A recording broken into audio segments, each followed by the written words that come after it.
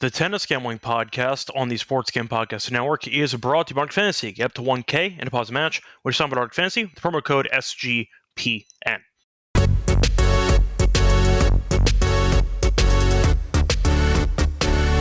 And welcome everybody to the Tennis Game Podcast here on the Sports Game Podcast Network. It is currently Friday night, July 25th, around 10:40 p.m. Eastern Time. I'm Rosa Skyra Show, once again going solo for this pod. Time to get into the final matches in Kitzbuhel and Umag. So we're going to break down the two matches taking place on clay on Saturday. Now, I'm sure some of you are wondering, what's the story with DC? Am I going to cover that event again? I will. There will be an episode tomorrow morning, which will be about the semis in DC. So if you want my thoughts on the hard court, then you'll be getting it tomorrow morning, but we are still waiting for some lines. Of course, the Shelton match just ended against Tiafo, but we are still waiting on the Fritz match to happen. So as a result, we are missing some lines. So we are going to be breaking down the semis in DC in the morning, but for now, we're only going to be doing the clay matches for Saturday. Anyway, point is, before we get into the actual recap of the last episode, a reminder that you can support the show by like subscribing on YouTube. A reminder the podcast is also available on audio formats only on Spotify and Apple. So once again, podcast you can find on YouTube for live streams and for video formats, but if you want to check out audio only, you can, as it's on Spotify and Apple. But please like and subscribe, and please leave a rating and a review. Also a reminder that you can check out the merch store on the SGPN website. We have a lot of great tennis merch. We have sweatshirts, t-shirts, and mugs. High quality, very affordable, different colors as well. And a reminder that the Sports Camp Podcast is also back with their 32-team NFL previews, because they're bringing back the phrase that pays each episode. They'll give out a word, and each word will result in a 32-word phrase. So once again, you can enter that word into the phrase. Submit the entire phrase, though, for a chance to win a $1,000 circa future. Anyway, starting off with the actual recap of the semifinal episode for Kitzbuhel and Umag. Once again, swept the board. Overall, never in doubt. Or I should say the lock was really never in doubt. The dog had one slight moment of doubt, but still pretty straightforward, as we did win our picks for the second straight episode. For the lock, we had Kaza minus 1.5 games, minus 116 against Rinderknech. Close early on, then you saw Rinderknech fall apart, and Kaza coasted as he did not get broken in the entire match. But either way, nice win there for the lock as he won in straight sets. For the dog, we had Darderi in straight sets against Carabelli at plus 120. That one was a bit in doubt, as Carabelli did have a set point in the first set tiebreak on serve, and you saw Darderi get the point. He ended up winning the second point to get the mini break, and then he eventually held out. Then he won the second set convincingly. But either way, a nice back-to-back sweep, streak for us, as we ended up winning the lock and dog for the second straight episode. So for the actual comment section, by the way, I see D. Johnson stopping by. Oh, what's up, D. Johnson? A point is, though, pretty straightforward. For the semis, not too much drama on either event, as you ended up seeing, for example, in Kitzbuhel, both matches were in straight sets. Felt like Bublik, it was a heartbreaker if he took the team total over, which I did like for Bublik in that one, because he was down 4-1 in the second set. So you needed one game from Dzanchulp to cash basically the over for Bublik, and he lost 5 in a row. So Bublik came all the way back, and he ended up winning in straight sets, but no drama at all, as every match in Kitzbuhel and Umag ended in straight sets. Now, Kaza beat Rinderknech. Said before they were serving quite well, and then Rinderknech went up 30-love in the late stages of the second set. He was serving to stay in it at 5-6, but it looked like it was going to be a pretty straightforward tiebreak because there were no break points in the entire first set. It was love 30 for Rinderknech, and then he fell apart. He forgot how to play tennis, and Kaza not only won that game, but he proceeded to win the first 3 games of the second set. So Kaza went from tied 5-5 to winning 5 games in a row to take a commanding set and break lead. At that point, he kept holding, and he got the job done there, 6-3 in the second set.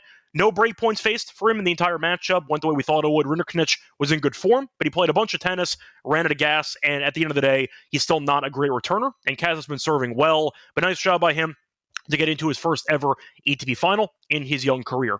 Bublik, though, said a second ago, he looked early, then he fell behind a break in the second set. It was 4-1, and then Dzanchulp fell apart, and Bublik won 5 games in a row. But either way, nice job by Bublik to make it to the final of an event for the second straight week, and he'll try to win his second clay title after winning his first clay title last week. So it should be a fun matchup, a rematch, actually, of the semis in Gstaad, and we'll see if Kaza can maybe get a bit of revenge after losing to Bublik in straight sets about a week ago in Gstaad. Anyway, I'm moving on to Umag. You had Darderi, who beat Carabelli in straight sets. Once again, you saw Carabelli have a set point in the first set tiebreak on serve, and then you eventually saw Darderi win the next 3 points. Then he coasted in the second set to cash us the dog. Darderi's been really good. Like Bublik, he's trying to win a clay title back-to-back weeks. We'll see if both guys can close it out. But nice job by him. I think he's looked like the best player in the field so far, and he looked like it again on the semifinal matchup there against Carabelli. Then you had what looked like a pretty competitive matchup on paper as Taberner took on De Zoomer. We thought De Zoomer would be favored in the match, but a reminder, when we recorded, we had no lines, so we had to guess what it was going to be. Thought De Zoomer would be around minus 130, give or take. I think he closed like minus 120, and you saw Taberner at plus money or even money based on what he closed at. We thought Taberner would win. We liked the dog blindly, despite not knowing the lines. We thought De Zoomer would be favored based on his resume and his ATP title history. Didn't matter at all as Taberner kicked his ass.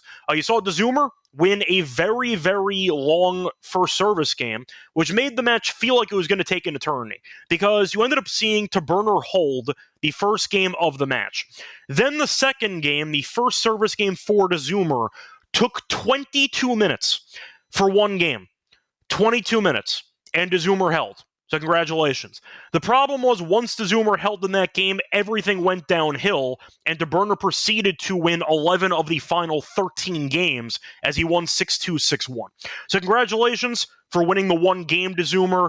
It all went downhill from there, and Taberner absolutely buried you into oblivion. So either way, we had a pretty anticlimactic finale in Umag, as it looked like it was going to be an epic potentially based on the first 30 minutes, and then you saw one-way traffic the rest of the way. Taberner, though, has been really, really good. Beat Cerundolo, defending champion. He's looked sharp so far, beating De Jong and now beating De Zoomer. He's played well, and now we have a pretty fun final between Darderi and Taberner. Nothing else really add, though. I would say not too much drama. I'll recap some of the DC stuff in the next episode, because once again, I am doing an episode in the morning for the DC semis. But I do want to point out quickly, I will be roasting Medvedev, and once again, a quick shout out to anybody that listened to me about not betting on Tiafoe in the City Open. I'll save that for tomorrow, but Tiafoe has been getting a ton of hype in the City Open, being a home court advantage. Good luck with that. He lost again in the quarters. Anyway, a point is, I'll save the in-depth breakdown, though, of those matches in the next episode, but it's time to move on into the final in Kitzbuhel and in Umag. Before we get into the actual breakdown of the final matches on Saturday, a reminder they're brought to you by our sponsor, Circa, because they are still hosting 3 of the biggest pro football contests around. Circa Million, Circa Survivor, Circa Grandissimo, over 21 million in guaranteed prizes. You can't call yourself a true DJ if you're not competing in the Circa Survivor contests or football contests in general. Coming out with SGPN at the Circa Contest weekend, August 21st to the 23rd for an amazing weekend, including live shows, open bars. Plus, you get 15% off your stay at Circa with the promo code SGP15. Contests are open, or the contests are open to everyone. Sign up in Nevada. Play from anywhere with the help of SGPN's official proxy. Go to footballcontest.com. Use code SGP to get $50 off your proxy fees. We're also brought to you by Nick Fantasy, because they're doing Best Mania happening all summer long, giving away $15 million in prizes, including $2 million for first place. You have no waiver wire, no arguments about trades. Best ball is the best way to play fantasy football. They also have a great pick'em option. If you want to try to create some entries, you go up to 500 times your entry. And when you sign up, though, for your new account, use the code SGPN to get a special pick and a first-time visit offer up to $1,000 in bonus cash on fantasy promo code SGPN. Welcome back, everyone, to the Tennis Scam Podcast. Finished going through the recap of the semifinal matches in Kitzbuhel and in Umag. Time to move on into the final. Starting off, as always, with Kitzbuhel, because it's happening first on the actual calendar, to get into the order of play for exact times, if you were curious. So Kitzbuhel is going to be happening first at 8:30 in the morning, and then Umag's happening at 2 p.m. Eastern. So keep that in mind. For the next episode, though, which we'll be doing in the morning, we will be short a dog recap. Full disclosure. Hopefully the lock's done by then, so we can give you a small recap, but still, we have to record earlier in the morning for Washington, and based on that, we will not have a dog recap no matter what. Just spoiler alert, my dog is going to be in the Umag match, as you can tell. Anyway, for the actual preview of Bublik against Kaza, Deja Vu faced off last week. Bublik won in straight sets.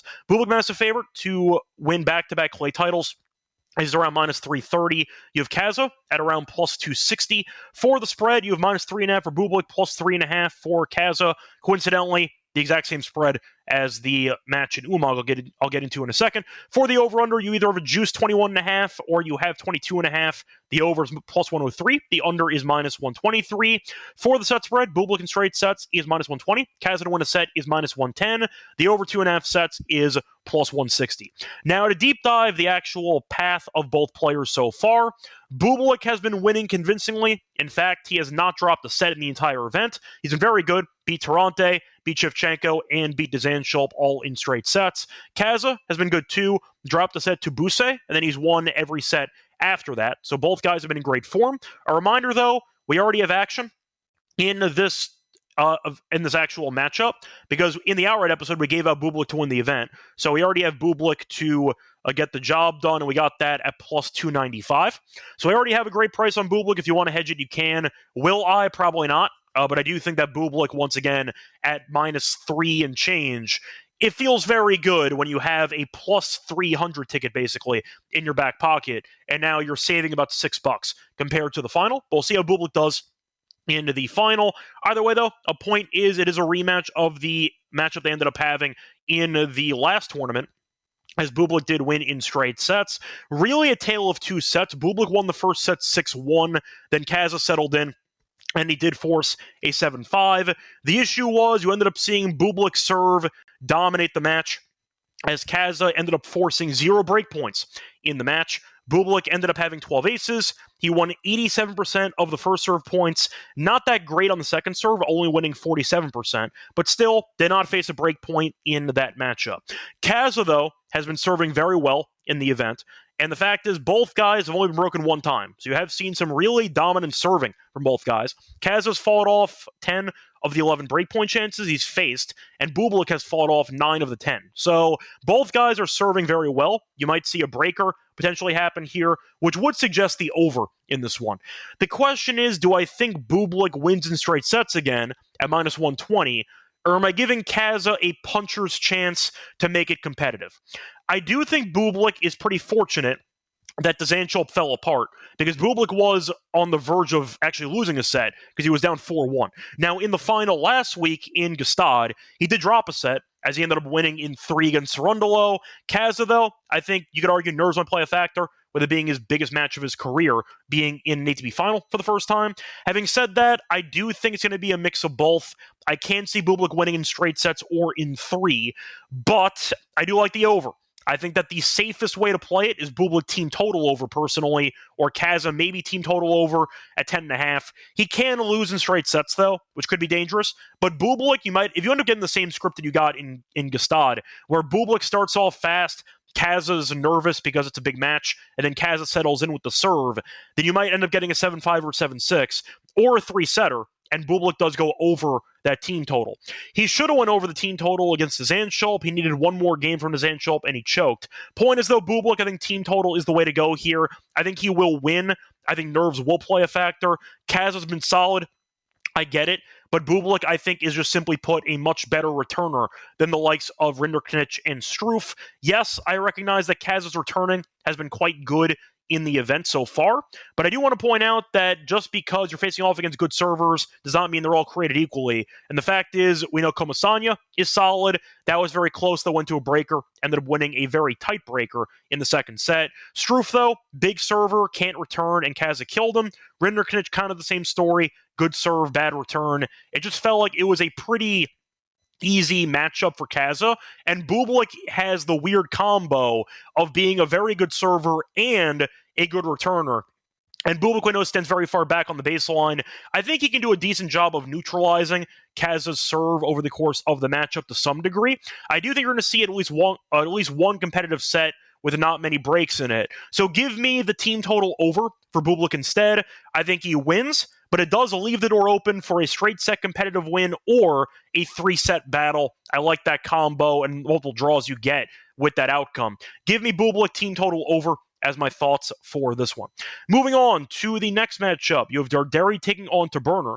Darderi in this one is minus 270. Taberner is around plus 220. For the spread, same as the Bublik match, minus 3.5, minus 120 for Darderi, and you have plus 3.5 for Taberner at even money. The over-under set at 21.5. Now, unlike the Bublik and Kaza matchup, no head-to-head history, so can't really draw based on previous matchups. Now, for the Pathballs players, you ended up seeing Darderi have a couple of scares. Prismic jumped him in the first set in the quarters, and then he responded. He won the next two sets, but Umag Karabelli did have a set point on his serve, and then eventually did kind of fall apart from there. Darderi, though, has been really, really good. It has not been a fluky run here. He's looked very impressive. Now, Taberner has come out of nowhere to look very sharp. He lost in the first match to Baena in Gstaad, and then came to Umag and said, what if I just did a pretty funny thing, messed around and won the title? Because he ended up beating Herbert, beat Cerundolo, defending champion, in that crazy three-setter,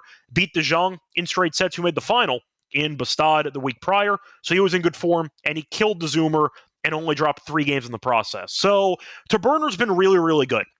Now, I do want to point out that I do feel like it's going to be a pretty competitive matchup here. I think Darderi's going to win. I said in the quarter episode, or I should say the semi-episode, when I was watching that quarterfinal matchup between Prismic and Darderi, I thought whoever won that matchup would win the event based on how high quality the actual performance was from both guys. Darderi's been really good. I think he's been the best player here, but Taberner's putting his name out there in the hunt for best player in the field so far. It has not been a fluky Cinderella run. He's earned everything that's come his way. Yes, Cerundolo has been a clown, and he ended up getting broken while serving for the match. But the point is, Taberner has earned a spot to be here. It was a very important match for him against De Zoomer, and he was able to bury him convincingly.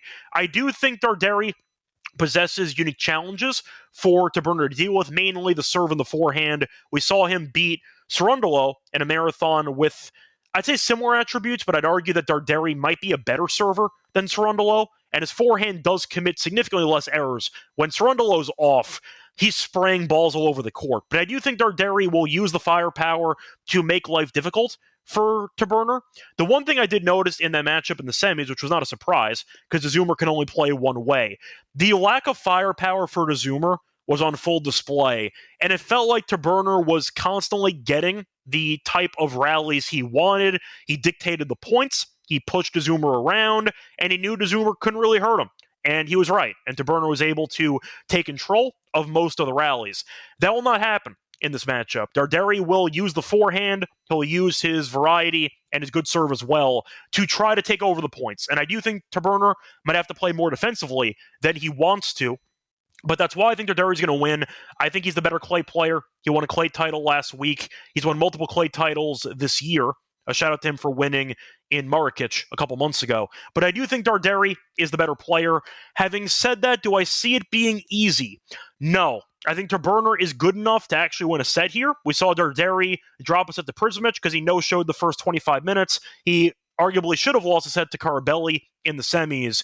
He's left the door open. I'll put it that way. Will Taberner capitalize and win? I'm going to say no. Do I think 21.5 games is too low for a total? Probably. I'll go over. I think you might see a breaker in there. Maybe you'll see a 3-setter. But I do think Taberner is being disrespected, at least based on his form in the event. Yes, I'm picking him to lose. Do I think he loses in embarrassing fashion? I don't. I think Taberner shows up ready to fight, and I think he falls short. But I do think that Darderi has proven that as good as he has been, there are some lapses in his play here and there, and I do think you're looking at a spot where Taberner will keep the match competitive while eventually falling short. Nothing else to add, though, for the actual match previews. Looking at the comment section, I see Ayo stopping by, what's up? And I see Billy stopping by, talking about how Bublik is now a clay specialist. Guy's cooking. Tell you right now, the guy's cooking. We made a lot of money back in Bublik for the last couple weeks. It has worked out quite well, and we'll see how he does and how everyone else does in the finals on Saturday in Kitzbuhel and in Umag. Time to get into the Walk and Dog picks. for the show. Before we get into the actual lock and dog, reminder, they're brought to you by our sponsor, which is MyBookie.ag. It's available in a ton of locations. Use them to bet on baseball, tennis, WNBA, golf, and of course football futures. You can also use crypto for best payouts, easy deposit, sign up for your new account. Use the code SGPN to get a special 100% on the match up to 1K. Terms and conditions apply. MyBookie.ag promo code SGPN. We're also brought to you by Rhythm because they have power trends now, the best of the best for what the house models have to offer. And a reminder that they're updated every day. They're only available on Rhythm, and you can use them for baseball and for WNBA. They've been really good in both. Baseball win rate is 30%. For WNBA, 35 and 20 since launch. Download the Rhythm app, though. Check out power trends. Start betting smarter. And a reminder, you can always get a free trial for a week by using the 7-free trial by going to sportsgamblingpodcast.com/rhythm to get your 7-day free trial. Welcome back, everyone, to the Tennis Game Podcast. Finished going through the final matchups in Kitzbuhel and Umag. Now it's time for the lock and dog picks. For the lock, I'm going to go back to Kitzbuhel. I'm going to go to the Bublik team total. I'm going to go with the over 12.5 at -140. Bit juicy. I apologize, but I thought it was the best play in this matchup. I saw Bet365 by comparison, by the way, had this priced at -163. So you're saving about 20 plus cents by shopping around, which I'll do. And I think you're looking at a good opportunity for Bublik to win or maybe even lose competitively while it becomes a closer matchup. The point is, though, Bublik and Kaza have been serving very well in the event. Bublik and Kaza have been broken one time each in the entire tournament. Kaza did drop a set to Buse in the first matchup. He has not lost a set since. In fact, he has not been broken since. So Bublik has been very good at returning, but Kaza might test him a bit with the actual serve. He got broken in the second set against Buse. Since then, 7 straight sets for Kaza without being broken. Bublik got broken against Zanchulp on Friday. Only time he's been broken in the event. Point is, I see a lot of holds. I see a competitive set, and I think you might end up seeing a couple ways to get the team total over. You might get the same script as last week in Gstaad, which was Bublik winning one set comfortably, one set close, and he still finished with 13. Maybe a 3-set marathon. Who knows where Bublik gets there, whether he wins or loses in 3 sets. But 12.5, I think, makes sense.